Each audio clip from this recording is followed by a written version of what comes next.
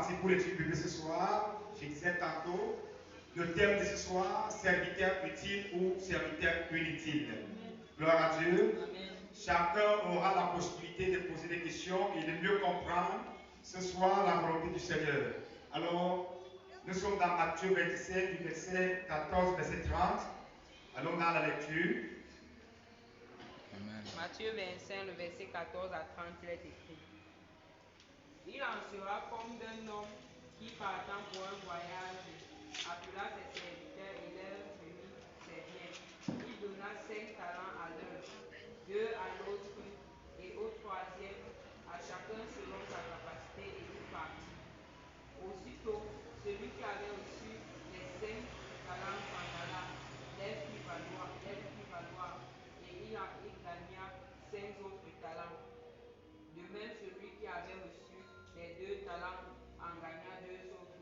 Celui qui n'en avait reçu qu'un alla faire un creux dans la terre et cacha l'argent de son maître. Longtemps après, le maître de ses serviteurs revint et leur fit rendre compte. Celui qui avait reçu les 5 talents s'approcha en apportant 5 autres talents et il dit, Seigneur, tu m'as remis 5 talents, voici j'en ai gagné 5 autres. Son maître lui dit, c'est bien, bon et fidèle serviteur, tu as été fidèle en peu de choses, je te confierai beaucoup, entre dans la joie de ton maître. Celui qui avait reçu les deux talents s'approcha aussi et il dit, Seigneur, tu m'as remis 2 talents, voici j'en ai gagné 2 autres. Son maître lui dit, c'est bien, bon et fidèle serviteur, tu as été fidèle en peu de choses, je te confierai beaucoup, entre dans la joie de ton maître. Celui qui n'avait reçu qu'un talent s'approcha ensuite et il dit, Seigneur, je savais que tu es un homme dur, qui moissonne où tu n'as pas semé, et qui amasse où tu n'as pas vanné. J'ai eu peur et je suis allé cacher le talent dans la terre. Voici, prends ce qui est à toi. Son maître lui répondit, serviteur méchant et paresseux, tu savais que je moissonnais où je n'ai pas semé, et que j'amasse où je n'ai pas vanné. Il te fallait donc remettre mon argent au banquier, et à mon retour, j'aurais retiré ce qui est à moi avec un intérêt. Ôtez-lui donc le talent et donnez-le à celui qui a des petits talents. Car on donnera à celui qui a, et il sera dans l'abondance, mais à celui qui n'a pas, on ôtera même ce qu'il a. Et le serviteur inutile, jetez-le dans les ténèbres du dehors, où il y aura des... Les autres le verset 30, 1 et 2. Et le serviteur inutile, jetez-le dans les ténèbres du dehors, où il y aura des pleurs et des grincements de dents. Demande à ton voisin, est-ce que c'est de toi qu'on parle là? Amen. Gloire à Dieu. Gloire à Dieu. Amen. Voilà donc ce texte nous ressort ici. Un monsieur, un patron qui a des serviteurs. Et selon la parole du Seigneur, nous allons rester dans l'histoire, dans la peinture de l'histoire. Donc il va en voyage. Et pendant qu'il est allé en voyage, il prend 5 talents, ou ça dépend de ce que tu peux convertir. On peut dire qu'il a pris 5 millions, il a donné au premier. Et il a pris 2 millions, il a donné au deuxième. Il a pris 1 million, il a donné au troisième. Et le texte nous rapporte que le premier qui a reçu dans les 5 talents, il est resté fructifié ce qu'il avait reçu. Hein? Il a mis en valeur ce qu'il avait reçu. Et également, même le deuxième, même chose. Il a également fructifié ce qu'il avait reçu. Mais le troisième, dis avec moi le troisième. Dis avec moi le troisième encore. Lui, le type dit, ah, le patron là parce qu'il est sage. Il ne sait pas que moi, je connais son remède. Amen. Il est allé creuser la terre. Regardons nous-mêmes, frère, même ma grand-mère ses comptes, regardez par l'argent en creusant la terre. Il est allé creuser la terre. Même nos frères de l'Ouest, ils ne cachent que l'argent du jardin. Amen. Parce qu'ils sont super pour l'économie. Mais je ne pense pas qu'ils gardent l'économie dans la terre. Ils partent garder en bas. Il a creusé et il a gardé. Et le temps est passé, le patron revient. Il est fait asseoir, il est convoqué. Comme tout bon patron, quand il revient, tout le monde vient, ménagère, tout le monde, les chauffeurs, tout le monde en fait, de la maison. Et on fait les tas. Et pendant donc qu'il est en train de faire les tas, le premier se lève avec remords. Tu sais, quand tu apportes du fruit, hein, même à la maison, regarde, quand papa est sorti, maman est sortie, et que tu es resté laver les assiettes, quand maman rentre, n'est-ce pas que le rapport, ça dit, ça gratte à toi de donner le rapport. Tu donnes le rapport avec soi, avec lui. Alors il prend la parole, il dit, patron, sur les 5 millions, les 5,40, moi j'ai mis ça en valeur, et voici j'en ai gagné encore 5. Le patron dit, waouh! Écoutez ce que le patron dit. Qu'est-ce que le patron dit? Si tu as lu le texte. Bon et fidèle. C'est tout? Fais quoi? Est-ce que quand le patron partait en voyage, ses serviteurs étaient dans la joie du maître? Dis-moi maintenant comment sa position va changer. Amina, sa position va changer. Sa situation va changer. Pendant que le patron partait, il n'était pas encore dans la joie du maître. Mais maintenant là, au retour, à cause de ce qu'il a investi, de ce qu'il a fructifié le talent, il gagne une autre position, une position dans la joie du maître. Également le deuxième, il a aussi donné son rapport. Il dit voici les 3 talents que tu m'as donnés, alors j'ai encore gagné d'autres. Même réponse, bon et fidèle serviteur, entre dans ma joie. Amen. Et le dernier. Ça veut dire la manière dont le type s'est levé avec élégance.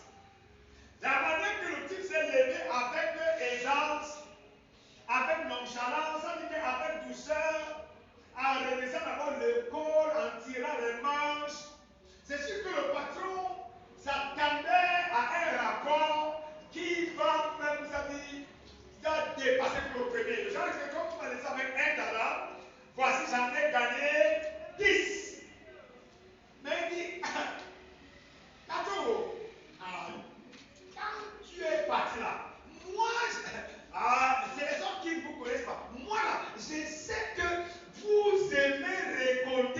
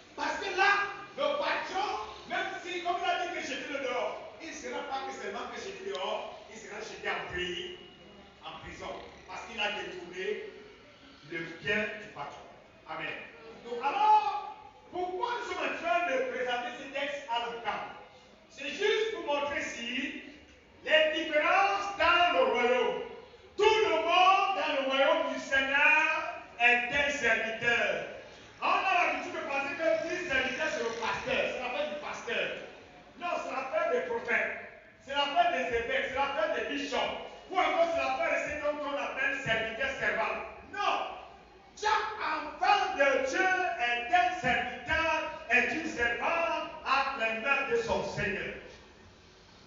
Tout le monde a reçu quelque chose. Gloire à Dieu. Tout le monde. Tout le monde a reçu quelque chose. Mais qu'est-ce que tu fais de ce que tu as reçu? Rien que le souffle que tu as, les deux pieds que tu as, les deux mains que tu as, la tête que tu as, qu'est-ce que tu fais avec? Voilà pourquoi bien que vous voyez, lorsqu'on parle d'une étude comme celle-ci, regardons le nom. Regardons le nom. Et pourtant à l'époque, dès qu'on disait soigne de feu d'onction, amen. Feu, la salle est pleine. Et j'ai compris, la vie ne change pas par le feu. La vie se transforme par la connaissance de la parole. Quelqu'un n'a pas dit amen. Amen. Par la connaissance de la parole, ta vie sera transformée. Parce que ta vie ne sera que ce que tu connais, que tu vas en pratique. Amen. Parce que tu peux bombarder le feu sans même savoir comment tu le bombardes. Et vous savez que pour la fête de feu, j'étais champion du feu. Mais quand le Seigneur m'a dit stop, il n'y a plus de feu. Maintenant c'est parole. Frère, le diable n'a pas peur de celui qui a le feu, mais le diable a peur de celui qui connaît. Dans la guerre, on n'a pas peur de celui qui a le fusil, mais on a peur du général qui connaît. Et vous voyez seulement entre le général et le soldat qui a le fusil, qui va sur le terrain. C'est le soldat. Et qui va sur le terrain? C'est le soldat. Et pourtant, il va avec le feu dehors. Mais comme il ne maîtrise pas les entrailles des soldats, ça nous prend là-bas. Gloire à Dieu. Gloire à Dieu. Donc, frère, donc ici, donc, on a l'image de deux serviteurs.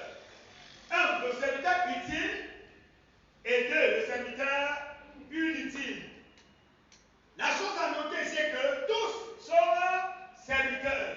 De la même manière, à l'église, il y a les chrétiens utiles, il y a les chrétiens. Je ne finis pas. C'est toi qui vas finir là-bas. Amen. Les chrétiens inutiles. C'est-à-dire que tu parles, tu as envie de dire même pour au Seigneur, est-ce que tu peux d'abord envoyer mon malade? Il se balade un peu. Mais à cause de la miséricorde du Seigneur, tu laisses bon, peut-être un jour. Bien, est-ce que voici l'année qui s'est achevée? On a eu à faire le bilan. Qu'est-ce que tu as trouvé dans ton bilan? Le bilan que les serviteurs l'ont fait. J'ai eu 5 talents, j'ai fructifié. J'ai eu 3, j'ai fructifié. Et toi, qu'est-ce que tu as reçu comme le résultat pendant que tu as fait ton bilan? Oh Seigneur, cette année, j'ai évangélisé 2, voici un est là. Seigneur, cette année, j'ai évangélisé 5, voilà 2 sont là. Amen. Vous voyez là?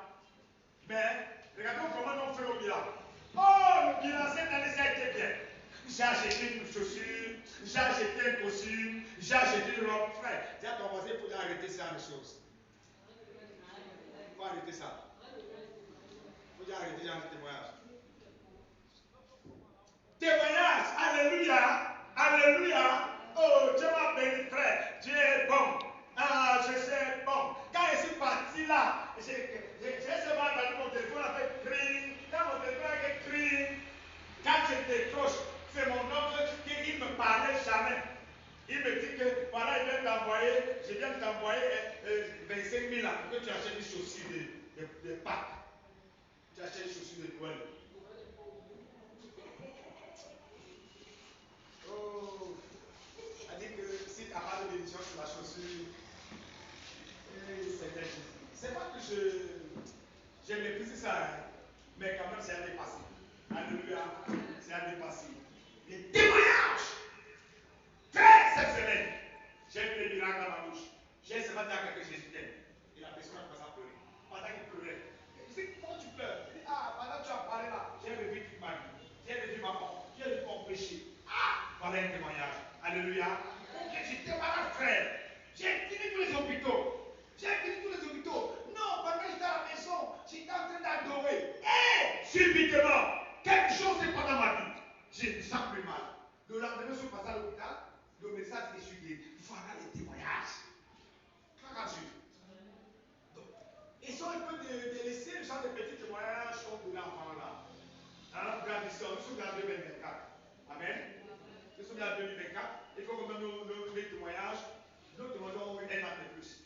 Alléluia. Donc même les témoignages que tu as dans le frigo en 2023, là, si tu sens que c'est léger, il faut laisser. Il y a commencé, il faut laisser.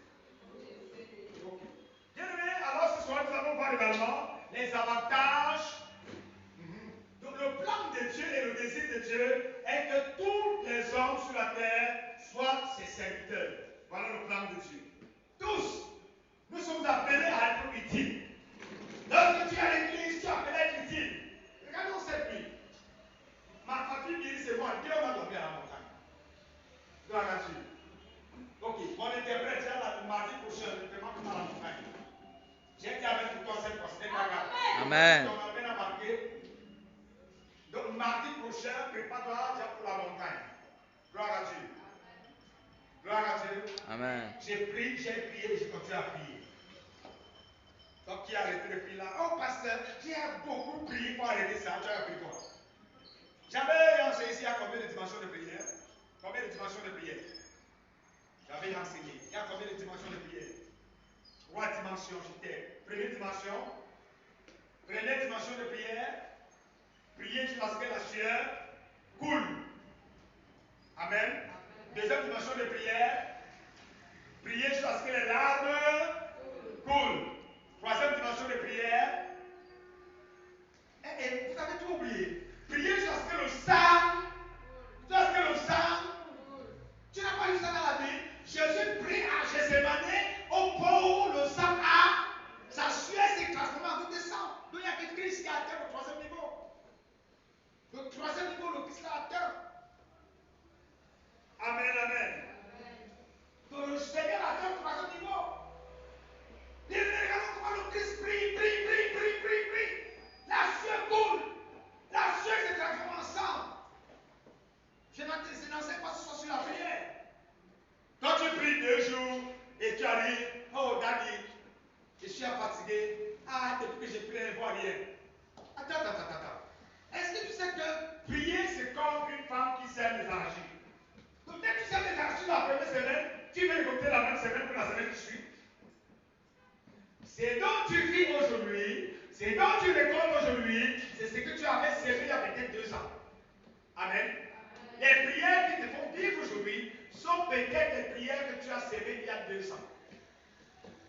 Est-ce que tu sais que ta présence ici ce soir est le fruit d'une prière de quelqu'un quelque part il y a peut-être 15 ans? Je parle à quelqu'un, certainement quelqu'un intercédé il y a 15 ou 20 ans. Et tu es assis ce soir. C'est pas ça notre thème ce soir. Ok. Donc, pendant que tu es à son service, lui-même il prend soin de toi. Matthieu 8, verset 5 à 9. Donc pendant que tu es au service de Dieu, lui-même il prend soin de toi. Allons voir dans Matthieu 8. Matthieu 8, 5 à 9. Matthieu 8, 5 à 9. Je dis au nom de Jésus. Amen. Comme Jésus entrait dans Capernaum. un centenier l'aborda, le priant et disant, Seigneur, mon serviteur est couché à la maison, atteint de paralysie et souffrant beaucoup. Jésus lui dit, j'irai et je le guérirai. Le centenier répondit, Seigneur, je ne suis pas digne que tu entres sous mon toit, mais dis seulement un mot et mon serviteur sera guéri. Car moi qui suis soumis à des supérieurs, j'ai des soldats sous mes ordres, et je dis à l'un, va, et il va, à l'autre, viens, et il vient, et à mon serviteur, fais cela, et il le fait. Ok. Voici la question. Viens ici, on commence à réfléchir également. Qui est malade dans ce texte? Le patron ou le serviteur? Les serviteurs. Maintenant, qui se lamente? Qui s'inquiète? Patron. Pourquoi il s'inquiète? Est-ce que le serviteur lui a demandé qu'il m'a mis la main à l'hôpital? Et qu'est-ce qui se passe dans ce texte?